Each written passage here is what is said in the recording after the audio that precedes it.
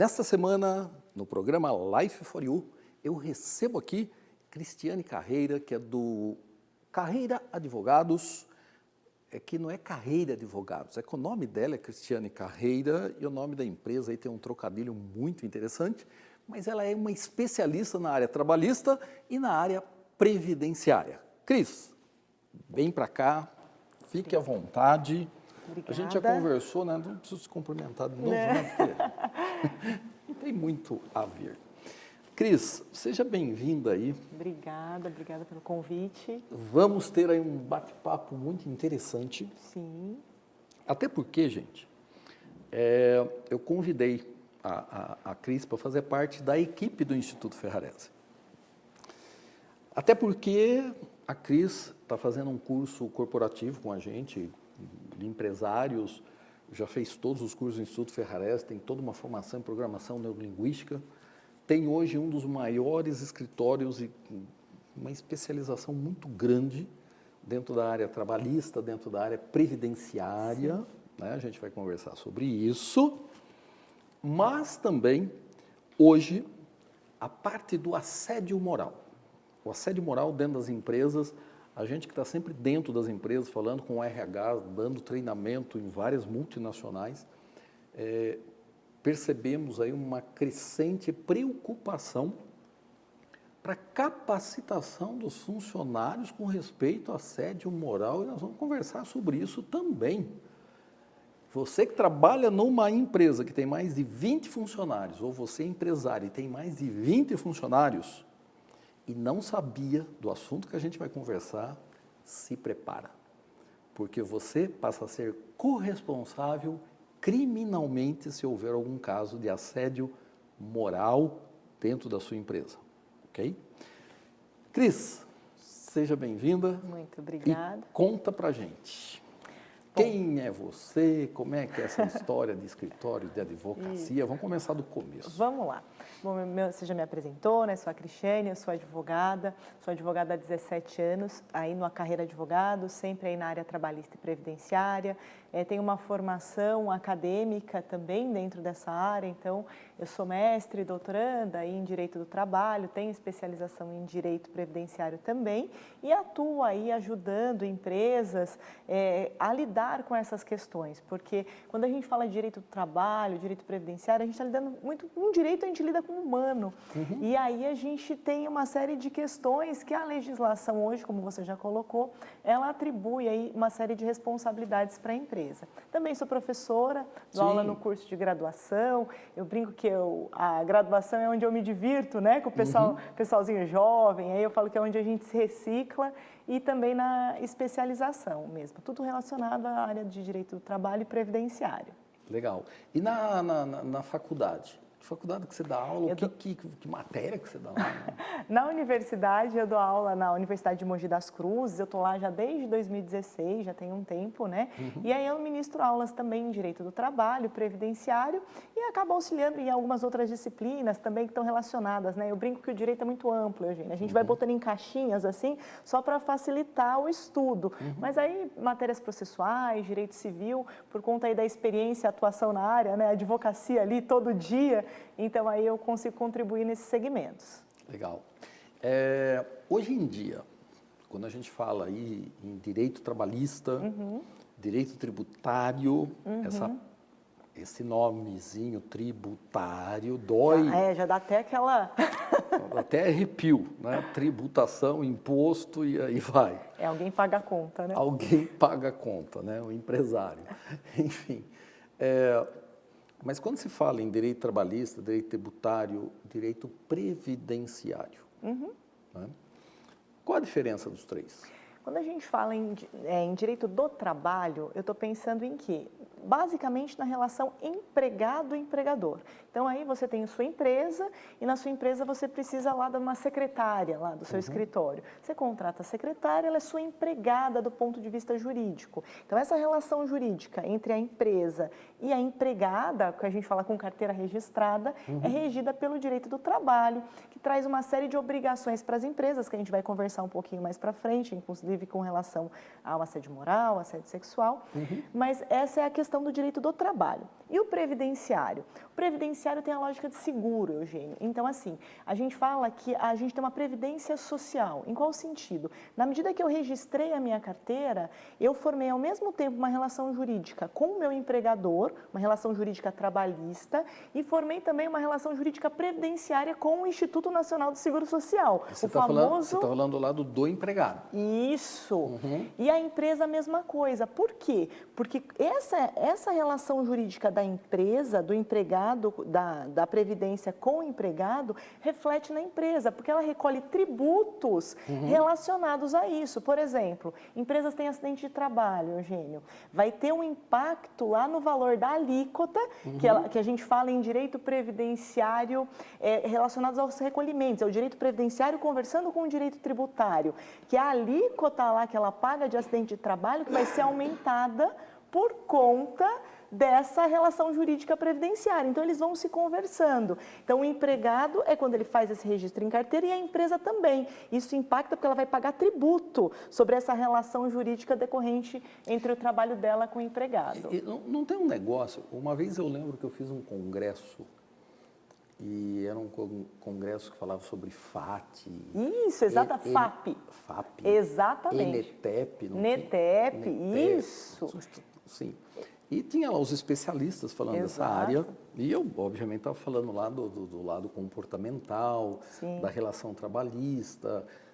Olha, isso tem acho que uns 12 anos, e naquela época já se falava sobre assédio, né? E agora que foram tomar alguma providência mais séria, né? E eu me lembro, você falando aí, eu me lembrei, na realidade, que dependendo da empresa, não sei se isso é válido hoje, não sei se eu estou falando besteira, mas vamos lá, estou com a especialista aqui, né, para esclarecer, mas na época eu ouvi qualquer coisa do tipo, se aumenta o índice de acidente de trabalho, aumenta o imposto sobre a folha de pagamento. Isso, exatamente. Existe isso ainda? Existe isso ainda, que a gente está falando do FAP, que é o fator acidentário de prevenção. E aí o que nós temos? Nós temos FAP? Isso, FAP. FAP. Isso. E aí isso vai impactar diretamente a alíquota do acidente de trabalho. Porque a empresa, quando ela tem esse funcionário registrado, ela faz uma série de recolhimentos de ordem previdenciária. O recolhimento sobre a folha e um recolhimento específico sobre acidente do trabalho. Então aí o que acontece? A sinistralidade, o volume de acidente de trabalhos vai impactar no percentual que essa empresa recolhe. Então, é super importante. E o aspecto comportamental nos acidentes de trabalho é algo muito importante, porque muitas vezes decorre de até uma falta de informação, de comunicação mesmo do próprio empregado ali na realização daquele trabalho. Mas é válido e anualmente a Previdência ela atualiza essa lista e as empresas lá têm que se adaptar e fazer esses pagamentos aí. E o NETEP, que você mencionou também... O que é o NETEP? Eu me lembro desse termo. O que acontece? Existem algumas doenças que nós chamamos de doenças do trabalho. Então, às vezes, vamos dar um exemplo do digitador. O digitador, às vezes, com algum problema Isso, lesão por esforço repetitivo. Então, o que a Previdência fez? Ela criou um mecanismo, que é o NETEP, para reconhecer, mesmo que a empresa não emita uma CAT, que normalmente quando há um acidente de trabalho, a empresa emite a comunicação de acidente de trabalho, que é a CAT. O INSS pode automaticamente, ele tem uma lista com os quinais das empresas e com os CIDs das doenças, e cruza isso. Traduz. Vamos lá. KINAI é o código de atividade. Sua empresa é uma indústria, então ela fabrica um determinado produto. Então ela tem aquele códigozinho, quando você abre a sua empresa, tem esse KINAI. É aquilo que você comercializa, né? Isso, exatamente. Com o CID, o que é o CID, Cristiane? Código Internacional de Doença. O empregado, quando ele faz a periciazinha dele lá no INSS, ele leva um atestado que tem aquele código da doença. E mesmo que a empresa não tenha emitido essa CAT, ele cruza, gera número de acidente de trabalho e aumenta a alíquota do FAP. Entendi. Olha o círculo. E aí o empresário é que leva como FAP, né? Mas está na hora do nosso intervalo, já passa muito rápido, e eu quero deixar para você uma pergunta aqui, para você ir pensando no intervalo, ok? Nessa relação toda, se o empresário esquecer de abrir o CAT, o CID, o FAP, aí, enfim, esqueceu. Ou estava mal orientado por um escritório de contabilidade, não tem um advogado tributarista que está ali ajudando, orientando, quais as consequências? E para o empregado, que eventualmente força um acidente, de repente o cara pega lá, arranca o dedo, arranca a unha, enfim, forçou um acidente. O que acontece? E depois do nosso intervalo nós vamos entender o que acontece. Life for You.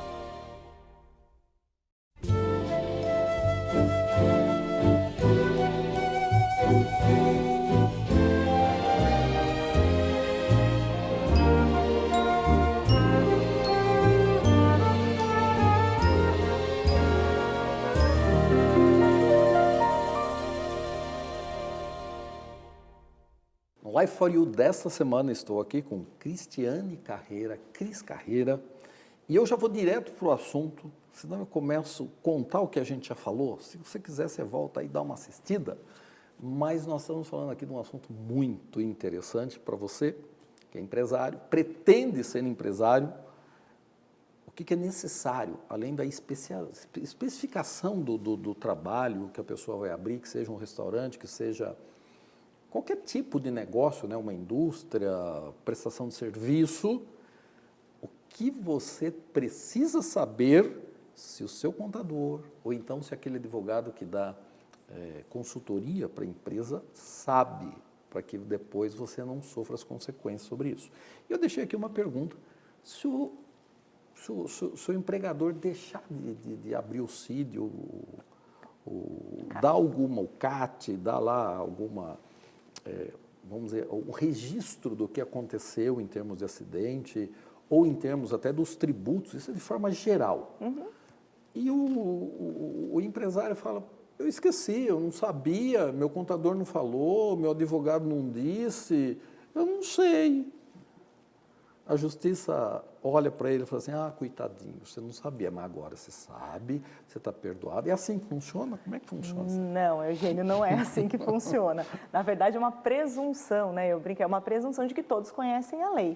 E o que diz a lei? Com relação específica, para começar, quanto à CAT, obrigatoriedade de informar o acidente de trabalho. E hoje em dia... Para qualquer número de funcionários? Ou tem qualquer número. A comunicação de acidente de trabalho é obrigatória, independentemente do tamanho da empresa. Aqui falando em grandes empresas e pequenas empresas também. E, Eugênio, tem mais uma coisa que agora nós temos, certamente os empresários que estão nos assistindo já devem ter ouvido falar do famoso e-social. O que é o e-social? É um programa de comunicação no qual essa comunicação de acidente de trabalho, Eugênio, não é mais no papel. Ela é eletrônica, vai direto para o sistema lá da Previdência, para o sistema do governo. E qual que é a diferença disso? A diferença é que agora há acesso à informação, gente, em tempo real. Então, se você esqueceu de fazer isso, automaticamente não vai chegar essa informação lá no banco de dados e você pode ser autuado. Existem multas, tem uma série de multas previstas na legislação quanto à não emissão de CAT, não entrega de documento obrigatório, enfim, essas situações podem trazer um risco para o negócio do empresário, porque esse risco, muitas vezes, ele não está contando com isso ali no seu custo e a ausência de uma informação como essa pode implicar penalidade e hoje em dia o grande problema é que é muito fácil para o governo saber que você não fez, porque como tudo é online, tempo real... O cara deu entrada no hospital, isso, ferrou tudo. Exatamente, faz o ASO, entrou para trabalhar o empregado, o admissional, já tem que subir isso para o sistema do e-social. Exames periódicos que a empresa é obrigatória a fazer, tem um prazo, tem que mandar para o E-Social. Na prática, hoje, Eugênio, o E-Social é um projeto que vem há alguns anos, os empresários já estão cansados. Falam, nossa, esse E-Social? Mas ele está sendo implementado. Teve uma discussão aí, vamos travar, mas ele está funcionando, ele está avançando. Na prática ainda, o governo ainda não utilizou todas as ferramentas para começar a autuar. Mas no começo desse ano já surgiram notícias que iam começar autuações. Então, importante se atentar aos prazos, subir as informações para o sistema e ter sempre aí uma assessoria especializada. Você falou que regularmente o empresário tem que cuidar da revalidação do exame médico. Isso, exatamente. Regularmente quando? A cada 2 anos, Cada aí vai 2 anos. depender do risco também, mas regra geral, a cada 2 anos ele tem que fazer aqueles exames periódicos e aí a modalidade de exame vai variar conforme o tipo da empresa, tem que avaliar ali o risco, né? Que nós temos aqueles documentos, hoje a gente fala do PGR, que é o Programa de Gerenciamento de Riscos, que antes a gente dizia que era o PPRA. Eu brinco, né? A lei nunca facilita, né? Sempre a gente vai mudando a nomenclatura aí.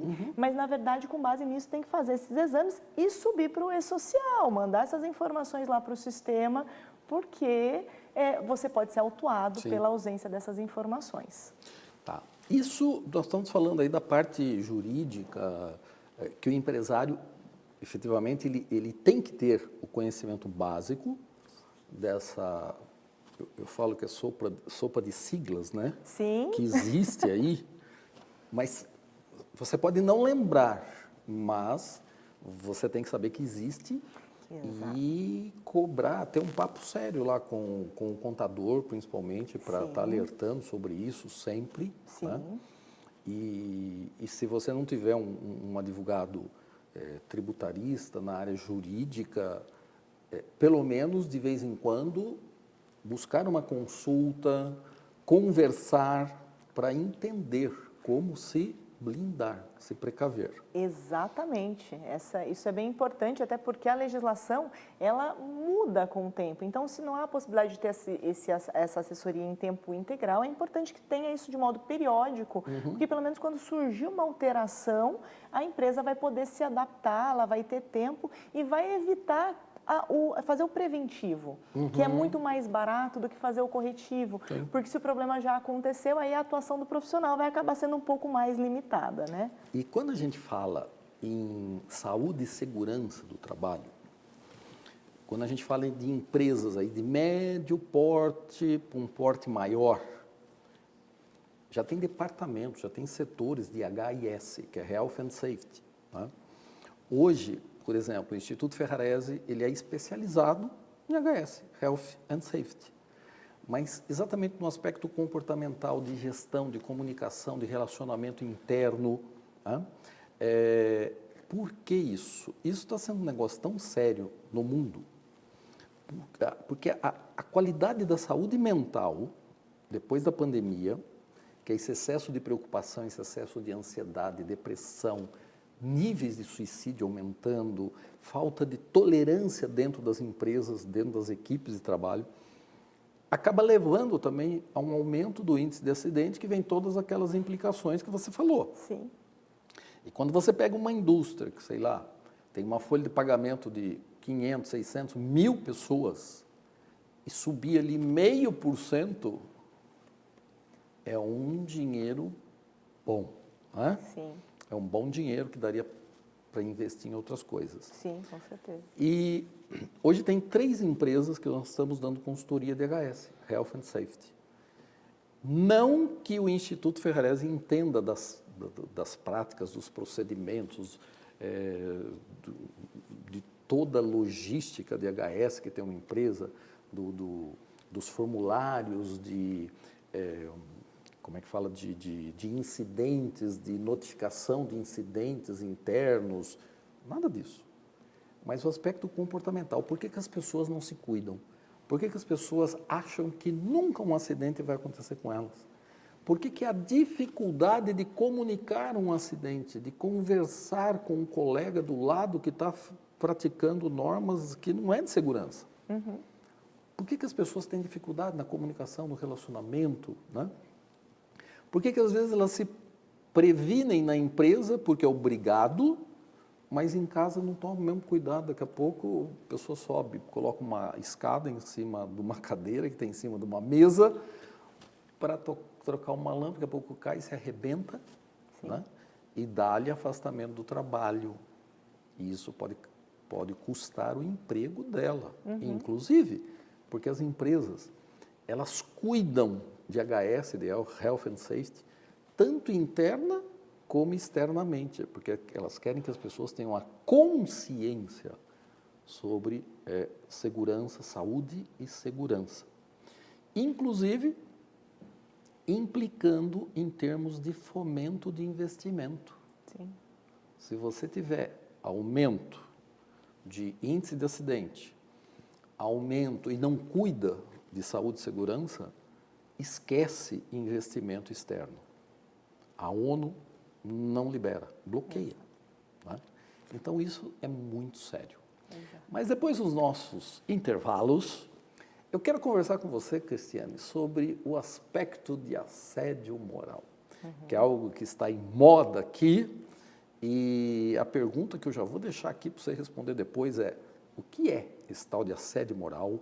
É a mesma coisa que assédio sexual, porque as pessoas misturam assédio moral com aspecto sexual. Como que acontece isso? Enfim, nós vamos bater um papo sobre isso. Daqui a pouquinho, depois do intervalo, Life for You.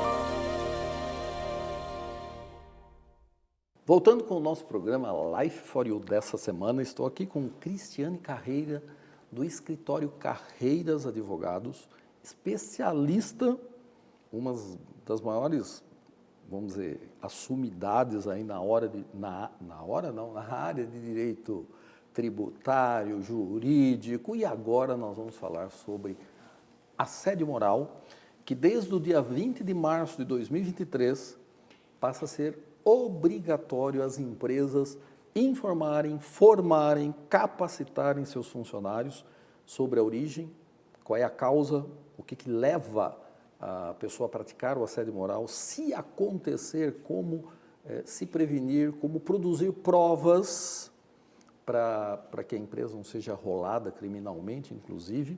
E isso tudo aconteceu agora dia 20. Mas vamos começar do começo aqui, assédio moral. Eu tenho percebido, pelas empresas que eu estou conversando com os RHs, que todos agora estão preocupados em buscar uma solução para isso. E que há aí uma espécie de confusão entre assédio moral, assédio sexual. O que é isso? O assédio sexual é quando vai para o motel, o assédio moral é quando um briga com o outro dentro da empresa. Quais são os exemplos? Vamos lá, vamos traduzir aí essas questões. Traduzir essa coisa. O que é assédio moral? O assédio moral está muito relacionado à pressão. Então, a empresa ela tem que proporcionar para o trabalhador um ambiente de trabalho saudável, não só do ponto de vista físico, como você falou, dos acidentes de trabalho, mas também do ponto de vista mental. Então, qual que é a preocupação? O assédio moral, ele visa proteger o empregado nesse sentido. Então, vou dar exemplos. Muitas metas inalcançáveis. E aí, o gestor ali começa a passar para o empregado um monte de meta, cobrá-lo, e ele começa a se sentir sufocado, muitas vezes começa a manifestar um transtorno. Não é obrigatório, tá, gente? Não precisa ter o transtorno para ter o assédio. O assédio é o quê?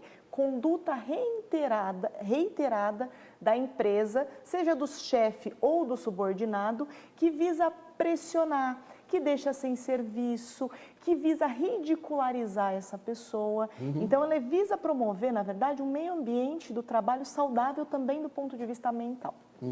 Agora, o assédio sexual, você me perguntou, o assédio sexual ele também pode ocorrer no trabalho. Aí é a questão da confusão. O assédio sexual está relacionado a quê? A proteção com a integridade sexual da pessoa. Mas integridade, Eugênio, não só no sentido de, por exemplo, ir para um motel, mas uma brincadeira, por exemplo, porque se for para um motel, os dois sem quis, graça no ambiente do trabalho, um encostar, um carinho, uma carícia sem permissão. Então, o empregador tem que tomar um cuidado quanto a isso. Por quê? Porque se isso acontecer dentro do ambiente de trabalho, ele vai ter que tomar, como você bem colocou, a partir agora do dia 20 de março, tornou obrigatória, a lei é do ano passado e deu um prazo aí para as empresas se adaptarem. E a partir de agora, a empresa tem que capacitar os seus empregados, explicar para eles o conceito disso tudo e tomar medidas assertivas, inclusive na CIPA, Eugênio. Vai ter que ser tema de CIPA agora, esses temas relacionados a assédio sexual, moral e outras formas de violência. A legislação ela não se limitou a assédio moral ou sexual. Então, qualquer forma de violência e esse enfoque ainda com as violências com proteção à mulher tem a preocupação que a empresa tem que tomar pela legislação. E quando o homem leva um assédio moral da secretária? Pode como acontecer. É, que faz? É possível, sim. Vamos sim. imaginar uma secretária que está perseguindo ali o seu chefe e começa a criar conflitos com a agenda dele, criar problemas. É possível o reconhecimento? Sim. É possível que tenha o assédio moral, ele pode ser praticado de mulher contra homem, homem contra mulher, superior, normalmente a gente fala em ascendente, né? Do superior com relação ao subordinado. Mas pode sim também ser do subordinado com relação ao superior. Então, eu quero perseguir aquele chefe, eu não gosto dessa pessoa. Então, isso é possível e independe da questão do sexo. Ou a pessoa se apaixonou pelo chefe, sei lá. Sim, pode acontecer, né? Eu brinco, a gente passa a maior parte do tempo no ambiente do trabalho. Então, normalmente, muitos dos conflitos, né? Porque o ser humano é cheio de conflitos. Muitos desses conflitos acabam ocorrendo no trabalho. E, Eugênia, agora a grande questão é, muitas empresas antes, elas faziam o quê? Bom, questões pessoais do empregado, a gente não vai se envolver. Mas agora a legislação, ela trouxe essa responsabilidade social, no sentido de responsabilidade social empresarial mesmo.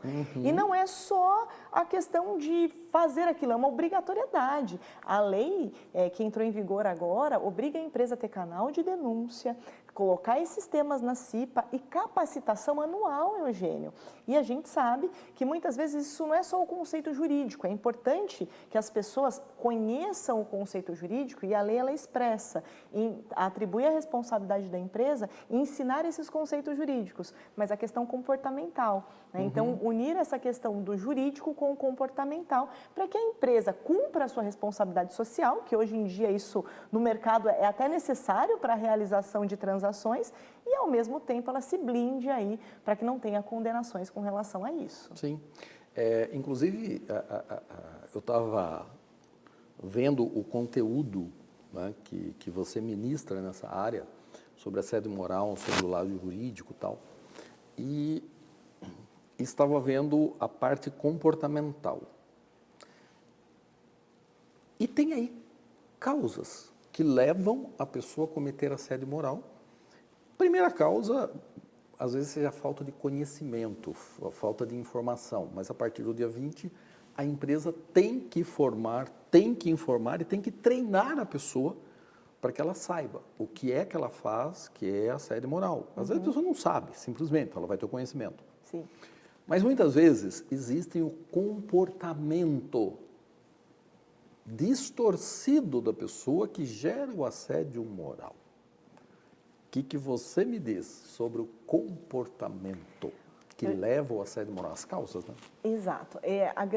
Essa é a chave, é onde a gente encontra os maiores problemas. Eu sempre brinco, acontece o fato primeiro, para depois vir a lei para tentar consertar. Então, veio a lei agora para tornar a empresa tornar um comportamento mais ativo das empresas, ela não pode mais ficar omissa. Mas a questão dos comportamentos é isso mesmo. Então, a pessoa está lá na empresa e ela se sente... Eu brinco que às vezes nas relações trabalhistas é como se fosse um casamento. Eu gosto de fazer essa analogia. Porque a pessoa está no trabalho todo dia, então ela cria uma intimidade com aquele ambiente. Então, ela se magoa, então ela pode ter se magoado com o chefe, ou o chefe se magoou com ela. E às vezes, gente, não é aquilo tá na cabeça só dela, às vezes aquilo nem se retrata de fato. Mas ela começa a sentir como aquilo acontecesse. E não esclarece. Né? Exato, não leva nenhuma informação, porque ela não tem informação que tem que levar isso. E aquele problema começa a virar uma coisa que impacta na produtividade da empresa. Esse funcionário muitas vezes vai se afastar, vai impactar, vai ter a empresa começa a ter um grande número de funcionários afastados. E aí, basicamente, os comportamentos que acabam levando a essas questões. É a proximidade, né? Eu falo que a pessoa está naquele... É um relacionamento que o empregado tem com a empresa e aí os relacionamentos são feitos de muitos conflitos. E até porque dentro das equipes, né, o que você estava citando, desse dia a dia, acaba se tornando uma intimidade profissional que acaba indo para o pessoal, essas coisas se misturam todas. Exato. E agora as pessoas vão ter que tomar mais cuidado para não fazer essa mistura dentro da empresa. Exatamente. Porque senão pode gerar problema para a empresa, a pessoa pode perder o trabalho. E empresas, nós temos a solução para isso. Tá? Nós temos toda uma programação, tanto da parte jurídica como da parte comportamental. Afinal de contas, são 22 anos trabalhando com comportamento humano e principalmente depois da pandemia, isso ficou assim muito latente, esse descontrole, esse desequilíbrio. Às vezes a pessoa não tem carinho em casa, vai buscar um trabalho e aí pronto, assédio moral lá. Life for You termina por aqui e eu te espero semana que vem com mais um programa Life for You, trazendo informação de qualidade dentro da área trabalhista. Até lá.